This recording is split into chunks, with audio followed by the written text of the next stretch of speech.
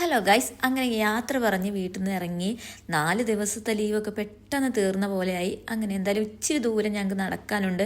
Bus കയറുമ്പോൾ എറണാകുളത്തേക്ക് പോയിട്ട് വേണം എനിക്ക് പത്തനംതിട്ടയ്ക്ക് പോകാൻ വേണ്ടി. അങ്ങനെ നേരെ പാലക്കാട് എത്തിയപ്പോഴാണ് ട്രെയിൻ വരുന്ന സമയം. കറക്റ്റ് ഞാൻ അവിടെ ഓടിയെത്തിയപ്പോൾ ട്രെയിൻ എടുത്തിരുന്നു. അങ്ങനെ ട്രെയിൻ ചെന്ന് നേരെ എറണാകുളത്ത് ഇറങ്ങി. അവിടെ ചെന്നപ്പോൾ ഒരു ആനിനെ തിന്നാലേ വിശപ്പ്.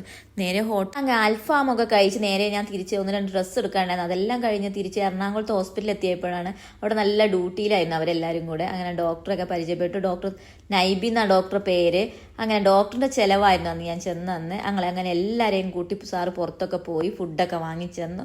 നല്ല ഫുഡായിരുന്നു. എന്തായാലും ഞങ്ങൾക്ക് ഡോക്ടറിന് മാക്സിമം മുതലാക്കി എന്ന് തന്നെ പറയാം. അങ്ങനെ അത്യാവശ്യം നല്ല സ്റ്റാൻഡേർഡ് ഫുഡൊക്കെ ഞങ്ങൾക്ക് വാങ്ങിച്ചു തന്നു. അതെല്ലാം കഴിഞ്ഞ് ഞങ്ങൾ കുറച്ച് നേരം അതിനൊക്കെ ചുറ്റി നടന്നതിന് ശേഷം ഞങ്ങൾ ഹോസ്പിറ്റലിലേക്ക് തിരിച്ച് പോന്നു ഗൈസ്. അങ്ങനെ പിറ്റേ ദിവസം ആയപ്പോഴേക്കും എനിക്ക് ചിറ്റാറിലേക്ക് പോരേണ്ടി വന്നു. അങ്ങനെ ഇറങ്ങിയ സമയത്താണ് ഒരു പേഷ്യൻറ്റ് വന്നത്. ആ പേഷ്യൻറ്റ് ഡീൽ ചെയ്തത് കൊണ്ട് തന്നെ ഇച്ചിരി ലേറ്റായി. അങ്ങനെ നേരെ ഇറങ്ങിയപ്പോഴേക്കും എനിക്ക് വിശക്കാൻ തുടങ്ങി. അങ്ങനെ ഒരു ബൂരിയും കോഫിയൊക്കെ കുടിച്ച് നേരെ ഞാൻ ഇറങ്ങി. കറക്റ്റ് സമയത്ത് ബസ് കിട്ടി. അങ്ങനെ പോന്നു. ഇന്നത്തെ വീഡിയോ ഇത്രയേ ഉള്ളൂ. ബൈ.